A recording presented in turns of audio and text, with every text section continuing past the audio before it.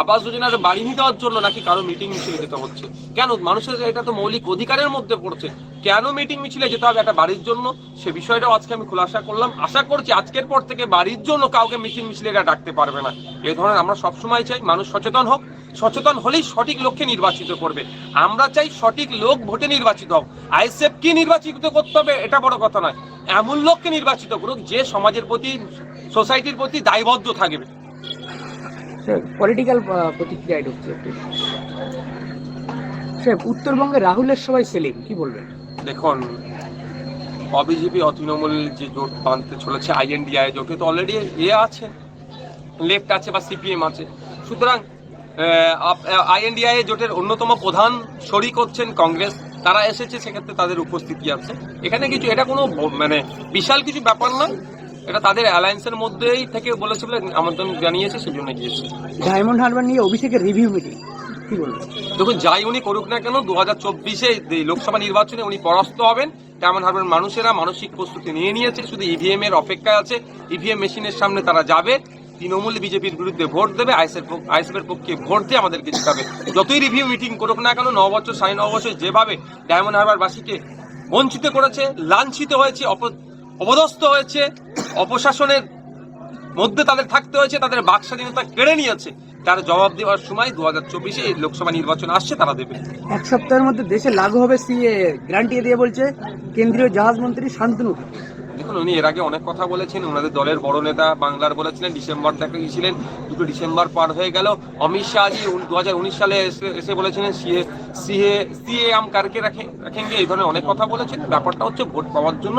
তবে একটা কথা, আমরা শান্তনু ঠাকুরের কাছ থেকেও জবাব নেবো, মুখ্যমন্ত্রীর কাছ থেকেও জবাব নেবো।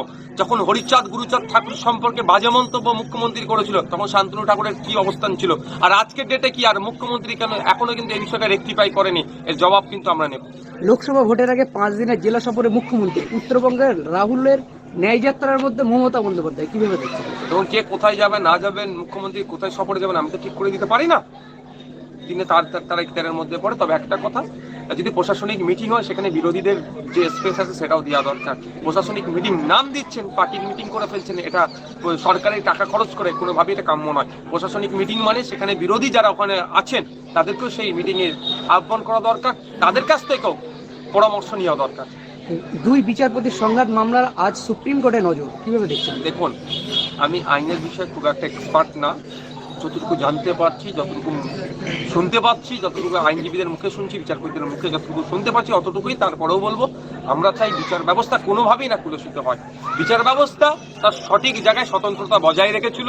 কে বড় নেতা কে ছোট নেতা, বিচার ব্যবস্থা আমার মনে হয় সেটা ঠিক করে দিতে পারে না। বিচার ব্যবস্থা হচ্ছে অপরাধী কে নির্দোষ, এটার মনে হয় মানদণ্ড, সেটা এটাই হবে। তাই সেই জন্যই সুমোটো সুপ্রিম কোর্ট করেছেন। আশা করবো এর মধ্যে যদি কেউ ভুল করে থাকে শাস্তি পাবে, এবং বিচার ব্যবস্থার প্রতি মানুষের আরো ভরসা, আরো বিশ্বাস, আরো আস্থা যাতে আসে বিচারপতি তথা কোর্টে, সেটা দায়িত্বশীল আরো হয়ে উঠবে, আরো বেশি যাতে কোর্টমুখী মানুষ হতে পারে, ভরসার স্থল হয়ে উঠতে পারে, তার ব্যবস্থা নিশ্চিতভাবে বিচারকরা করবে। অবশেষে কি রাজ্যে প্রাথমিক স্কুলে শিক্ষকতার সুযোগ মিলবে? আইনত জট কাটতে 11,765 জন শূন্য পদের নিয়োগে তুমুল ব্যস্ততার মধ্যে সুপ্রিম কোর্টে জমা পড়ল প্যানেল। মুখ্যমন্ত্রী রাজ্যের অর্থনৈতিক অবস্থার কথা ভালো করে জানেন, উনি চান না কোনোভাবেই রাজ্যের নিয়োগ হোক। এমন অনেক চাকরি আছে, আপনার শারীরিক শিক্ষা থেকে শুরু করে কর্মশিক্ষা, যাদের কোনো কেস নেই, তাদের এখন নিয়োগ করছে না কেন? উনি শুধু আইনি জটিলতার কথা বলেন, আইনি জটিলতার মুক্ত যেগুলো কোনো আইনি জটিলতা নাই, সেই নিয়োগও বন্ধ করে রেখেছেন। সাথে সাথে উনি আইনি জটিলতার কথা বলছেন, কোটি কোটি টাকা খরচ করে চোরেদের হয়ে সওয়াল করানোর জন্য তিনি অ্যাডভোকেট দাঁড় করাচ্ছেন। কিন্তু এই আইনি জটিলতাকে কাটিয়ে যাতে স্বচ্ছভাবে নিয়োগ হয়, তার জন্য কি সদর্থক ভূমিকা নিয়েছেন মুখ্যমন্ত্রী? উনি কোনো মতেই চাইছেন না রাজ্যের শিক্ষক নিয়োগ হোক। শিক্ষক নিয়োগ না হওয়ার ফলে স্কুল ছুট হচ্ছে। আপনারা জানেন, গত বছরে মাধ্যমিক পরীক্ষায় 4 লক্ষ পরীক্ষার্থী কম ছিল, এবারে আরো 33,000 তার সাথে বেড়েছে, এবং প্রায় 921টি মতো মাধ্যমিক সেন্টার বন্ধ হয়েছে। ফলে কি আমরা দেখছি, উনি চাইছেন শিক্ষাকে বেসরকারীকরণ করে দিয়ে এই আদানি আম্বানিদের হাতে তুলে দেওয়ার জন্য অপচেষ্টা চালাচ্ছে আমার রাজ্যের মুখ্যমন্ত্রী মমতা ব্যানার্জি মহাশয়। আপনি ক্লাবের জন্য আপনি টাকা চাইবেন তৃণমূলের কাছ থেকে, শাসকের কাছ থেকে দিয়ে দেবে। আপনি ক্যারাম বোর্ড কেনার জন্য টাকা চাইবেন, দিয়ে দেবেন। আপনি কন্টিজেন্সি ফান্ডের কথা বলবেন স্কুলের ক্ষেত্রে, দেবে না। চকের কেনার জন্য টাকা চাইবেন, দেবে না। টেবিল চেয়ার কেনার জন্য টাকা চাইবেন, দেবে না। কম্পিউটার কেনার জন্য টাকা চাইবেন, দেবে না। বিজ্ঞানসম্মতভাবে ছেলে মেয়েদেরকে পড়ানোর জন্য, উৎসাহিত করার জন্য যে ইকুইপমেন্টের প্রয়োজন হয় তার জন্য আপনি টাকা চাইবেন, সরকার দেবে না। কিন্তু আপনি মদ খাওয়ার জন্য চান, ঠিক ঘুরিয়ে আপনার হাতে মদের টাকাটা কাছে পৌঁছে দেবে। এই সরকার শিক্ষা ব্যবস্থাটাকে বেসরকারিকরণের দিকে চালানোর চেষ্টা করছে। আমরা বাংলার জনগণকে নিয়ে এই বেসরকারিকরণকে আমরা রুখব।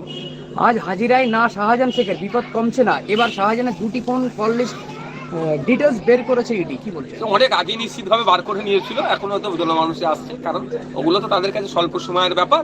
ব্যাপারটা হচ্ছে শাহজাহানদের দেখে শিক্ষা নেওয়া দরকার। মমতা ব্যানার্জি রাজ্যের বিভিন্ন জায়গায় এই ধরনের শাহজাহান শেখ টাইপের তৈরি করে রেখে দিয়েছে ভোটটাকে লুট করার জন্য। যারা এখনো ধরা পড়ছে না তাদের উদ্দেশ্যে বলে দেখে নিন এই শাহজাহান শেখের অবস্থা। ফিরহাদ হাকিম অলরেডি বলতে শুরু করেছে, ফিরহাদ হাকিম একটা ছোটখাটো লিডার নয়, তৃণমূলের সেরা 5টা লিডারের মধ্যে একজন।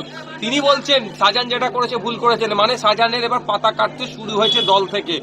মানে শাহজাহানের মতো নেতাদের যদি আজকে ছেড়ে ফেলে বিপদে পড়লে, তাহলে মানে ভূতের যারা আছেন শাহজাহান টাইপের নেতা তাদের বলেও সতর্ক হয়ে যান। আইন বিচার ব্যবস্থা হাতে তুলে নেবেন না, আইন বিচার ব্যবস্থাকে সহযোগিতা করবেন। মেডিকেল